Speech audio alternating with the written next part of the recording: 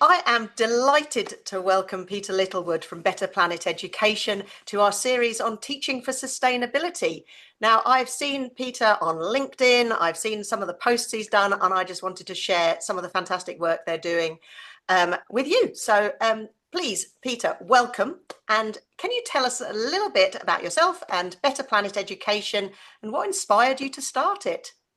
Okay, well, first of all, I didn't start it. So it actually started back in 1982. So quite a long time back, actually, the original charity, which at that point was called the Young People's Trust for Endangered Species. And then over the years, it morphed. It became the Young People's Trust for the Environment and Nature Conservation, a name chosen by a committee. And then we changed to becoming a charitable incorporated organisation in 2013. And when we did that, we were able to shorten it to Young People's Trust for the Environment, which was a bit of a cool development. And then back in, what was it, 2024, we changed our name again to Better Planet Education, which really sort of, I think, expresses what we do a lot better than any of the other names have in the past. So in terms of my involvement, I started with the charity working for it in 1993. So I've been around for quite a while now doing it, but actually my involvement with the charity goes back before that. I started instructing on residential courses for young people when I was 17, 18. So by 1989, I was already taking groups of kids out into the countryside, showing them all sorts of different aspects of the environment. So we always in Dorset, which is now where I live. I didn't used to live in Dorset at that point, but it was always in Dorset. Fantastic area around Purbeck, where there's so much variety of landscape within such a small area. It's amazing what you can do. And I guess what inspired me was the fact that I was seeing that these kids that I was talking to were actually changing their attitudes towards the environment over the course of, 5 days or whatever, residential. That sort of level of immersion was leading to real change. And I was thinking, well, that is something that I can actually see the effect of. And I really kind of enjoyed that because I thought, That's this is actually making a difference. quite often when I speak to people who are working in environmental education now, I find that I've connected with them in the past in different ways.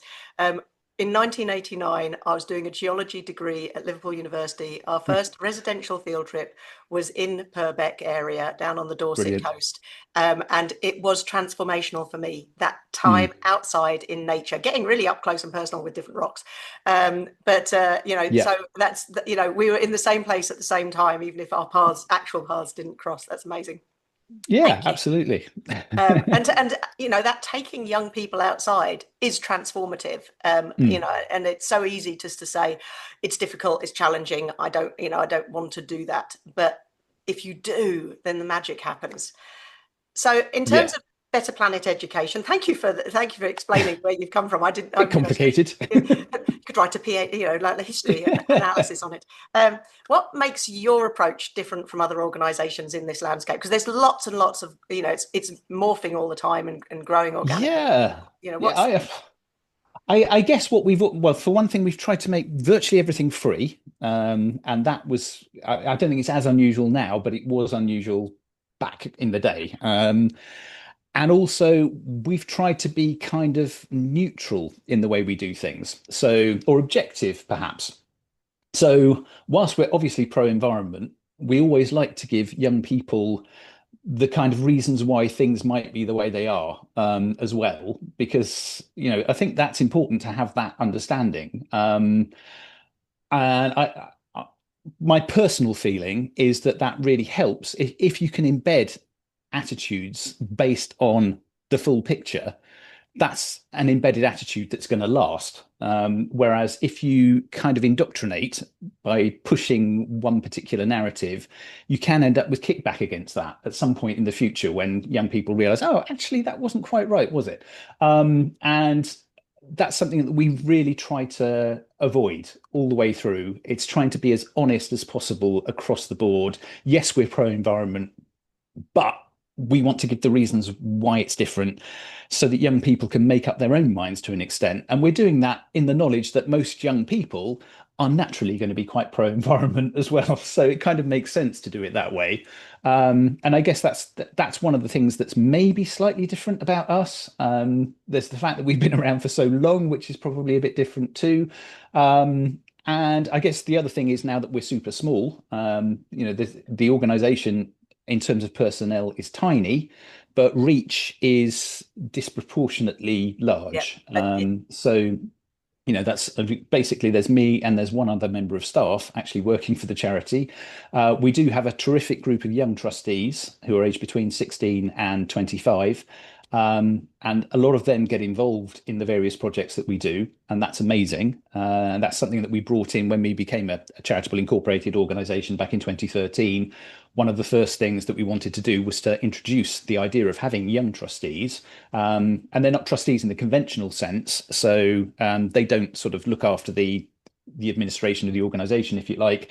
They're very much more about advisory, helping us as now, let's face it, slightly older people, to know what young people are really, worried about with the environment, what they're really fascinated by, and also the best ways that we can communicate Yeah. those issues, how we can best get in touch with them.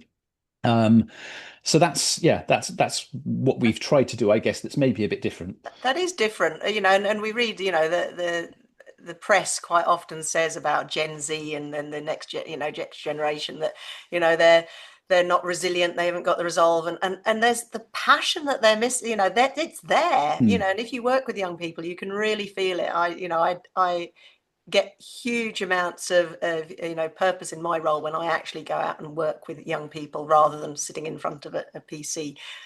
Yeah. But so yeah, and I love that. And I'm a trustee of a outdoor education specialist up here called Oases, and Oh yeah, yeah. so I do the sitting around a desk and talking about what we need to do to encourage that charity to succeed. I think that involvement of young people is really, it gives you purpose in terms of that you can see that they're involved. They can help change your direction to a certain extent. Um, Yeah, yeah. so I mean, having worked in this sector for so long, there have been huge challenges to getting your voice heard, getting into schools, driving change. You know, what are the sorts of things that you've had to come up as a barrier, but how have you overcome these? How have you kept driving on for such a long time, since to as I say, Yeah. that drive, what is your secret? What is your little potion bottle that says I am not going to give up, I'm going to keep going? I, I think it's just the sheer variety of what goes on every day. Because there's so many different things that happen. You don't feel, oh, it's going to be the same old thing again today, because it never is. But in terms of, getting the message out there, yeah, we were obviously we were really small when I first started with the charity. It was a really small charity. There were about 3 or 4 staff involved then. In the early 2000, I took over as director in 1999, and in 2000, we ended up with a massive sponsorship from Barclaycard. And at the same time, or nearly the same time, we got a Millennium Award scheme as well, which became the first Millennium Award scheme ever to manage to get all of its award winners from one end of the scheme to the other with no one dropping out. And we were working with 16 to 23-year-olds who the Millennium Commission regarded as being really difficult as an age group to deal with. But actually, no, not so much. They were fine.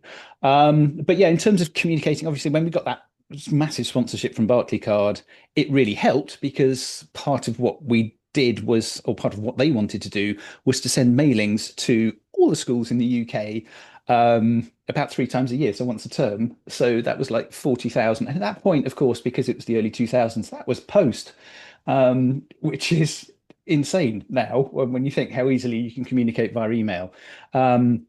And of course, ridiculously expensive in comparison to what it is now as well to be able to communicate via email. But that really helped to kind of spread the message. We've always run competitions for schools and for young people to be able to take part in as well. So with Barclaycard, we did an enormous project called the Barclaycard Living Land Awards, which had an outrageous prize because the overall winners got a holiday for an environmental holiday for children with a budget of £50,000 to spend. And it was just, I mean, that was for 30 kids basically, plus any accompanying adults that were needed. Um, so it was meant to be a holiday in America. And of course, it was 2001, and we were launching in September of 2001, and then 9/11 happened. So we had to rethink really fast. They wanted to keep the same budget, but it became a UK based prize. So the prize was then an environmental holiday for the 30 kids anywhere in the UK. And so we had some spectacular trips. So we had a fleet of motor cruisers on the Caledonian Canal, 30 kids, and then what do we have? About half a dozen motor cruisers, something like that. So we cruised the Caledonian Canal. We stopped off on the way, took them to some amazing places. At that point, Terry Nutkins, the children's TV presenter, he was one of our presidents. He lived there basically around Fort Augustus, and he came with us on a couple of trips. We went out to the West Coast, to the place where he used to live with the author Gavin Maxwell when he was a boy, and where he used to help look after Gavin Maxwell's otters. And of course, Terry was able to show the kids the missing knuckles on his hands, which were where the otters had actually nipped fingers off. While he was looking after them, because they were a bit like that sometimes. But the beach there, it's a place called Sandegg, absolutely beautiful, untouched, just pure white sand, just this peaceful spot in between, it's the Sound of Sleat, I think it's called. So you've got the Isle of Skye a few hundred meters across the water just in front of you. Absolutely pure water running through the streams. The kids were able to try, things like cockles. They were able to actually pop them and eat them on the beach, absolutely fresh. Just this really wonderful kind of natural experience that That was they had. 2001 or so. So I bet you 24 years later, those people now who are now adults, and working in their lives will always remember that experience. What a joyful thing Yeah, to be able to do. it Um, was amazing. I have actually had emails in the last few years from some of those yeah. kids who are now obviously adults with kids of their own saying Yeah, they and still saying we're remember that doing this, trip. And we.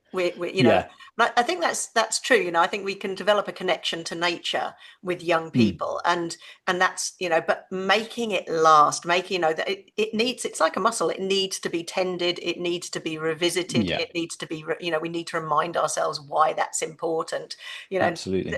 In terms of the what young people are exposed to in terms of social media, in terms of stress, in terms of Hmm. peer pressure for they're becoming aware of fast fashion though. A lot of the young people I speak to are like, oh no, I'm not gonna I'm not gonna buy anything new. I'm just going to go second hand or swap with someone.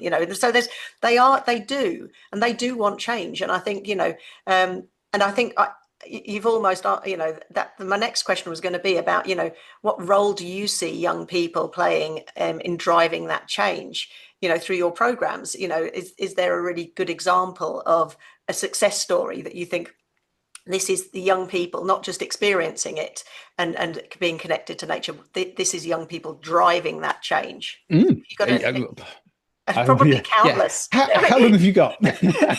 So, for example, thinking about our young trustees, first of all, looking back to about, what was it, 2017, something like that. The young trustees at the time proposed a competition. They came up with this idea for an essay writing competition for young people to address some key environmental issues. I was kind of a bit, essay writing sounds a bit dull. But actually, they said, no, no, we want to do these sorts of things. We've got university applications coming up. This is a really good thing to be able to do. And so we went with it. We managed to get Eurostar to sponsor it. And so these young trustees were actually involved in sort of getting that sold, if you like, to Eurostar. And then the competition went really well. We got lots and lots of entries, some really good essays. A couple of them are still actually on our website, I think, for people to be able to read. And one of the winners, there were basically two who won prizes, and one of them did superbly, and we offered her the option of becoming a young trustee, which she then agreed to. And in fact, she's now the sort of deputy chair of our young trustee board and has been with us since 2017 now. So, that's a really nice thing. I mean, if you go back even further, he's not a trustee now, but he was a trustee for about 6 or 7 years, a guy called Chris. And I first met him when he was 8, I'm thinking, on one of our residential holidays. And he and his sisters used to win a competition that we ran, an environmental competition for young people, quite regularly. One or other of them would win it. And the prize was always for that person to come away on a holiday with a chosen guest. And often they brought each other. So we tended to see him basically every year until he was 18. And after that, he actually won one of our Millennium Awards and ran his own project developing a wildlife garden for his what was his old primary school, where he was living at the time. And then actually he instructed on one of our courses, was we needed an instructor, and I thought, I'm not going to be able to train anybody to do the whole lot really quickly, but Chris has been so many times now, I reckon he probably knows a lot of it. And so, we did a few practice sessions, and then he was ready to go, and that was great. And then wind forward another few years, and there was an opportunity to become a trustee, and he went for that. So, that's kind of progress all the way through, which I is, love this. I love the fact that you've met people and you've worked with them consistently for years. yeah, As a school teacher, quite often we work with a young person for a year, maybe for a couple of of course, years. yeah, yeah. You might know them for a few, up to 5 years, but yours go beyond that. You see these young people Yeah. becoming young adults, and the Mhm. impact that you've had on them, is tangible. I want to meet Chris. I want to speak to him. I want to find out his view. And I think that that is different. That's something special. So many of the environmental organisations I know of, work with young people for a short space of time, and we Mhm. will have impact, but we don't have that lasting impact. No, we don't see the lasting impact, No, and no. keep revisiting it. So one of the projects he's talking about writing, one of the programs you've had going recently, which I was really intrigued by, was this Letters for Change, Young Mhm. Voices for Climate Education. Now, I know that you are working in collaboration with Teach the Future, Global Action Plan, and Let's Go Zero. Yeah, So yeah, that's a great consortium of people. Love the fact that there's, that you've had, this isn't a competition though, is it? This is just write letters. I love a bit of a competition, but this I like because it's writing letters to the Secretary of State for yeah. Education, asking her to put climate into education, into primary Mhm. education. Um, Now, the deadline's tomorrow, I think, so it might not be that this video is seen before that.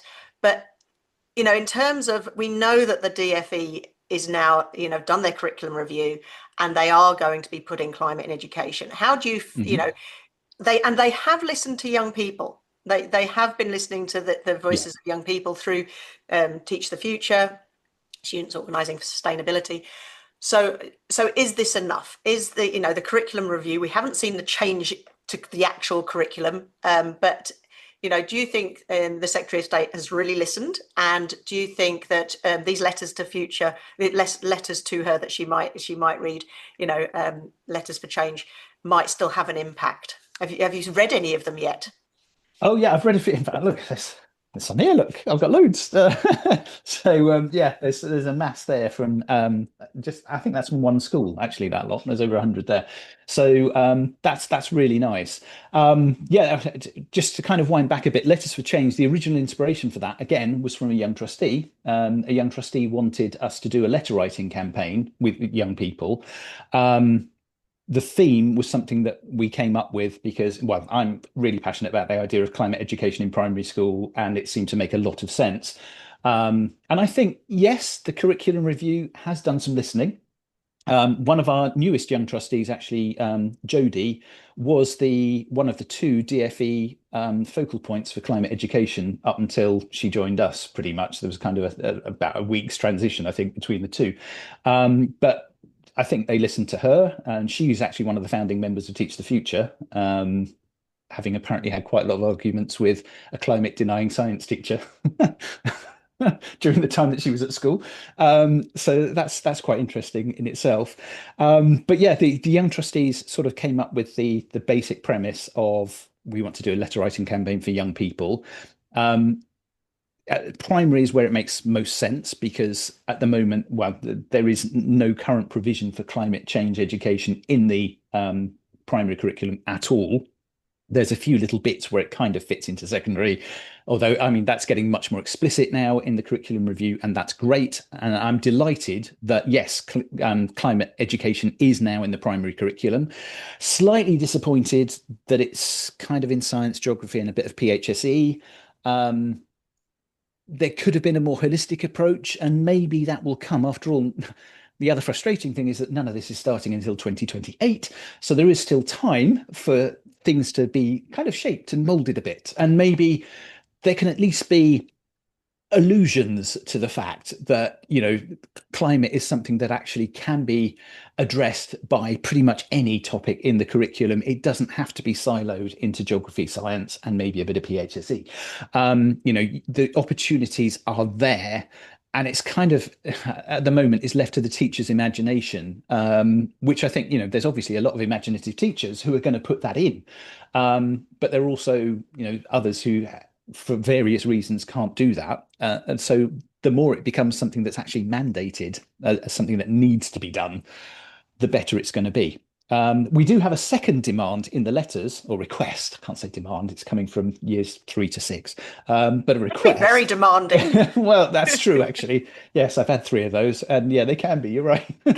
um, so, yeah, the other one is for more access to nature whilst at primary school. There's really strong evidence to back that. I mean, all the stuff around forest schools. The latest thing that the that Teach the Future have done, they did a research piece called "Learning for the Future," and they actually compared the attitudes of young people who'd had recent access to nature in some form to those who hadn't, in terms of whether they were going to be more or less interested in doing something towards helping with climate change. And they found very strong evidence for the fact that those young people who have had recent access to nature are much more likely to be interested in all the other things to do with the environment as well. So having that access to nature is something that, again, it's kind of there for Yeah, geography and science with a bit of field work, but it's yeah. not there across the curriculum I, again. I And was it's, I was disappointed about that, yeah, putting nature in the heart of education, because mm, it's such an important aspect for well-being. We know, we can see it as teachers. If you take kids out, yeah, they can run around, they can go yeah, a bit yeah, feral, but the actual, it just opens their eyes to beyond those 4 classroom walls that they see yeah. so many hours each day. Of course, and I mean, having done so many residentials over the years, because I mean, I now live in Dorset, but for many years I didn't live in Dorset. But I estimated I actually lived in Dorset on courses for at least 3 years of my life. So it's been quite a long time that I've been doing it. But those transformations, you see them all the time when young people are outside. A brilliant example for you. It's actually in sort of Somerset, Dorset, this one. But we were in Dorset. We were on Charmouth Beach, and we had about half an hour that we didn't need to do anything. So I had a group of kids from London, very inner city school. None of them had actually seen the sea, I don't think, before. Um, and so they were there on Charmouth Beach, and I just said to them, "Okay, here's a beach. Amuse yourselves for the next half an hour." And for the first 5 minutes or so, they were just a bit kind of confused. They didn't really know what am I supposed to do with this then. But then they started sort of making shapes in the sand. They started to build stuff, and then somebody started collecting some bits of driftwood. Someone else started getting bits of seaweed, and then they were finding lots of interesting rocks as well. And by the time we got to the end of that half hour, there were all sorts of constructions and things being made on the beach by different groups of children. Um, they didn't want to leave. They were all kind of, really absorbed with what they were doing. And it was so great to see how quickly a little bit of time in nature can have that transformative effect. Because they were inner city kids, they were very much, first of all, what am I supposed to do with this? But then very quickly, boredom kicks in, and creativity as a result of that boredom. Yeah, And I straight yeah. away, it just happened. It was amazing to watch. It was really good. It's it's magical, and having young people, get fascinated by nature is critical to our, Mm, to ourselves as humans. What is it to be human? Well, we are part of this, huge, beautiful ecosystem that's damaged. So we need to get people engaged with it, and then they can help to heal it. That that regenerative aspect of education. It's not just about learning for sustainability. It's learning how to, we can't just keep the status quo now. We know that we need to actually improve, where we're going. So we need to yeah. think regeneratively. Okay, so I've got a couple of short questions in which to end. So we know that climate is going into education. We know that hopefully there's more mentions of sustainability, and maybe even more Mhm. mentions of nature. So what advice would you give it? But the landscape right now is noisy, and I think people are starting to realize, yes, climate change is serious. What advice would you give to school leaders who want to act but really just don't know where to start? Mm. Gosh, well, I mean, there are so many great organizations they could choose to engage with, because, there's lots of people who are out there trying to help now, I think. In terms of what we do, with Better Planet Education, particularly for primary schools, I'd really recommend that head teachers have a look at our Better Planet Schools program. It's a really good way of providing a kind of holistic approach to environmental education. You can do it via your school's eco club. It doesn't have to encroach in your curriculum time, and I know that can be really, really difficult, which is why we've made it fully adaptable so that it can work with an eco club as well. But it's all about the young people being able to take practical actions to address particular environmental issues. And we're seeing that working time and time again now. In fact, I'm really pleased that a couple of weeks ago, our Better Planet Schools officer, our other member of staff, let me know that a school had just renewed membership for its fourth year.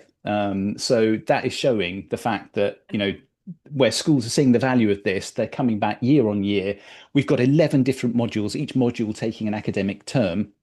So, you've got basically nearly 4 years of material. Sorry, yeah, 4 years of materials already. We will put in another module soon so that we've got the full 4 years of academic terms available. But they're all tackling different areas. So thinking about a local school near me, they started off by doing the energy saving module, and that was great because they were able to, actually demonstrate how the young people in the school could help the school to save energy, and that actually worked as well. Demonstrably, we've had results that have been kind of audited by the EU when we first started it, showing that schools were saving between 10 and 15% of their annual energy use as a result of the behaviour change that was brought in by the children who'd learned about how we use energy, how we can save it, and then looked at the school and thought, what differences can we make here? And actually put those changes into practice. And And just simple things. active Absolutely. citizenship is Yeah, yeah, part of this new curriculum that's being suggested by DFE. So, completely. getting young people, and also in terms of anyone who's suffering from eco anxiety, we do know not all young people, not at all, but some young people do struggle with what they Mm, see in the world, and taking action is critical. It's yeah, yeah. absolutely, so that active citizenship is a real potential area that schools can get involved with. So Mm, yeah, and that, I'm that yeah. that is just so. I mean, that they've gone on to do all sorts of different things. Currently, they're looking at our endangered species module, and they've worked out a couple of ways that they're hoping to raise money, with a competition within the school, and they're then doing a lucky dip thing, and they're using the money from that to adopt at least one, if not two, endangered animals, which is really cool. But they've also done an amazing fashion swap, which they did this at the end this of the summer echoes term. echoes many of the Yeah, things yeah. that I did, and I got joy. I mean, my main problem as a teacher, because I left the classroom last summer, my main problem was, it took up so much more of the time to do Mm, all of this extra enrichment because there wasn't time in yeah, the yeah. curriculum. And I think one of the things that hopefully the curriculum review will do is just free up some time so that children can choose which direction to take projects in and things, um, Yeah, because it's that's where the joy is. it's not in the, assessments. And yes, okay, if a child does particularly well, it's like, that's nice. But the joy is when you see them doing a fashion parade or a trash and Yeah, show, yeah, yeah. and you see that that has ripple effects through the wider school and into the wider community. Um, Yeah, I think, well, that's an amazing thing with schools that they do have this sort of much wider community of parents and grandparents and, friends and things. Um, and that's something that means that anything that you can do in a school has a much bigger impact potentially than just that group of children. And yeah, getting the children to be the active participants in this, so they're the ones who are actually leading on it, is really important. I mean, often, obviously, there's a teacher there who's actually organising it, really. But the kids are feeling like they're really organising it. They're taking charge, and they that's can that's change really, the direction. We want to do this, not that, yeah, yeah, absolutely. That listen, does happen. listening Um, and raising youth voice is something that's incredibly needed, because yeah, they are inheriting a planet that's broken, and they'll have to mm, um, exactly. so one last question, Peter. Where do you see Better Planet Education and Better Planet Schools heading over the next 5 to 10 years? We know the planet's Oof. changing fast. Are you going to change too?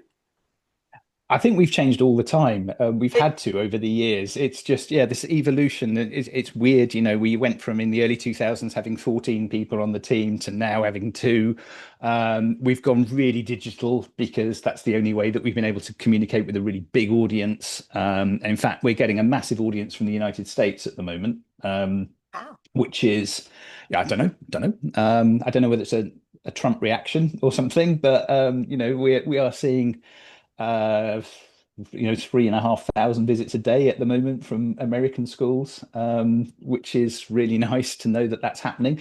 In the UK, we've got a great audience as well. That digital audience is something we'd really love to grow. We'd love to work more with the government in terms of trying to help with, shaping environmental education a bit more.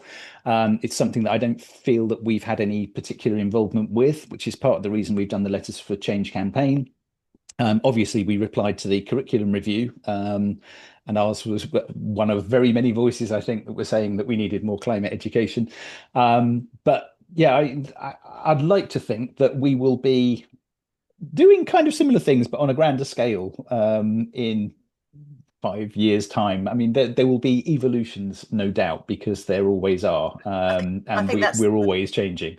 it's the nice thing about the smaller organizations that we can pivot and change a little bit Yeah. quicker than the intransigent. We've had this national curriculum for 15 years that Gove put in, Mm, and mm. it's like being on the Titanic. We need to try and change the direction, but just the wheels of motion in the public sector and Department of Education, it just takes so much time to make things happen. And That's right. It is a real grind. And I guess, they're working on huge scales. They've got all those teachers who are suddenly going to have to do something different. And clearly they might feel under-equipped, some of them, to do that. And that's another place where we hopefully help to fill gaps, as do many other organizations, in terms of providing that knowledge base, providing that input sometimes, because of course we do free talks in schools. I say in schools, I'm generally sitting here and they've got me on a screen nowadays. I do go into schools sometimes, but they generally have to be quite close to where I live, because otherwise it just